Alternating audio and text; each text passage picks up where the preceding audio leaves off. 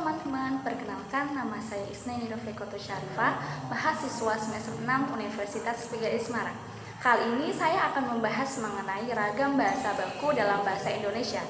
Dalam bahasa Indonesia, terdapat beberapa ragam bahasa baku yang dibukukan. Ada 4 teman-teman. Yang pertama, Kamus Besar Bahasa Indonesia, yang biasa kita sebut dengan KBBI. Yang kedua, ada Pedoman Umum Ejaan Bahasa Indonesia atau yang biasa kita sebut dengan EBI atau PUEBI.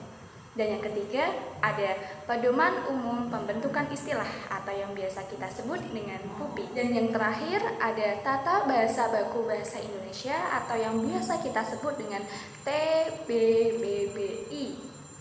Yuk mari kita bahas satu persatu. Baik teman-teman, yang pertama ada KBBI. KBBI ini berisi semua kata yang dianggap sebagai bahasa Indonesia. Adapun fungsi dari KBBI yaitu sebagai pengecek arti atau istilah.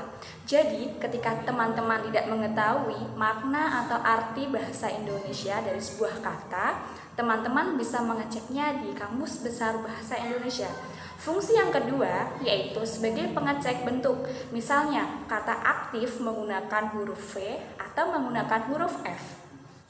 Selain fungsi dari KBBI, di KBBI juga ada beberapa tantangan. Salah satunya dalam hal penggunaan dan pengidealan. Maksudnya, dalam hal penggunaan, banyak di antara kita menggunakan kata bahasa Indonesia itu salah. Misalnya, kata himbau itu salah dan benarnya atau pengidealannya yaitu menggunakan kata imbau. Yang kedua, ada Pedoman Umum Ejaan Bahasa Indonesia atau yang biasa kita sebut dengan nama PUEBI. PUEBI ini membahas mengenai tanda baca. Fungsi dari PUEBI yang pertama sebagai standarisasi, yang kedua sebagai kepraktisan. Adapun tantangan dalam PUEBI, tidak semua orang mengetahuinya, misalnya dalam penggunaan tanda baca titik 2 dan titik koma. Yang ketiga, ada Pedoman Umum Pembentukan Istilah atau yang biasa kita sebut dengan nama PUPI. Fungsi dari PUPI ada 2. Yang pertama, mengindonesiakan tanpa harus melihat kamus. Yang kedua, mengindonesiakan istilah asing. Jadi, ketika teman-teman melihat kata asing, teman-teman tidak harus membuka kamus maknanya itu apa. Jadi, langsung terlihat. Misalnya, kata aktif dalam bahasa Inggris menggunakan A, C, T, I, V, dan E. Nah, dalam bahasa Indonesia ditulis menggunakan kata aktif, yaitu A, K, T, I, dan F. Nah, huruf V dan E dalam bahasa asing ditulis dengan huruf F dalam bahasa Indonesia. Contoh kedua yaitu kata kuasi dalam bahasa asing ditulis dengan huruf Q, U, A, S, dan I. Sedangkan dalam bahasa Indonesia ditulis menggunakan huruf K, U, A, S, dan I. Selain kedua contoh tadi, penggunaan huruf RD dalam bahasa Indonesia dan bahasa asing yang letaknya di akhir dan di tengah juga berbeda-beda, teman.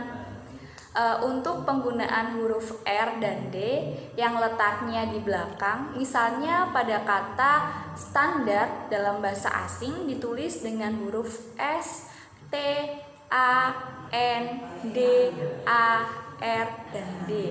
Namun dalam bahasa Indonesia ditulis dengan huruf S, T, A, N, D, A, R. Nah, penggunaan RD dalam bahasa asing di akhir, dalam bahasa Indonesia hanya ditulis R-nya saja. Sedangkan penggunaan RD di tengah kalimat, misalnya dalam bahasa asing ada kata standardization yang tulisannya itu S, T, A, N, D, A, R, D, I, S, A, T, I, O, dan N. Nah, dalam bahasa Indonesia, penggunaan RD dalam tengah juga sama. tetap tidak berubah. Misalnya dalam kata standarisasi yang ditulis menggunakan huruf S, T, A, N, D, A, R, D, I, S, A, S, I. Yang terakhir atau yang keempat ada tata bahasa baku bahasa Indonesia atau yang biasa kita sebut dengan nama TBBBI. Nah, TBBI menyajikan berbagai masalah ketatabahasaan bahasa Indonesia, di antaranya ada kedudukan, ragam, pembakuan, dan hubungan bahasa Indonesia dengan bahasa daerah dan bahasa asing. Jadi, TBBBI sangat disarankan untuk pengajar maupun pelajar yang bertujuan untuk memberi gambaran dan koreksi dalam mempelajari tata cara berbahasa Indonesia yang baik dan benar sesuai dengan konteksnya atau kaidahnya. Dituliskan juga dalam resensi buku karya Widoko Laksono yang berjudul Resensi Buku Tata Bahasa Baku Bahasa Indonesia. Di dalamnya menerangkan bahwa tata bahasa baku bahasa Indonesia ini sangat bermanfaat dalam dunia kebahasaan dan sangat membantu dalam kaitannya dengan tata cara berbahasa Indonesia yang baik dan benar. Sekian penjelasan mengenai ragam bahasa baku dalam bahasa Indonesia. Semoga bermanfaat. Sekian, wassalamualaikum warahmatullahi wabarakatuh.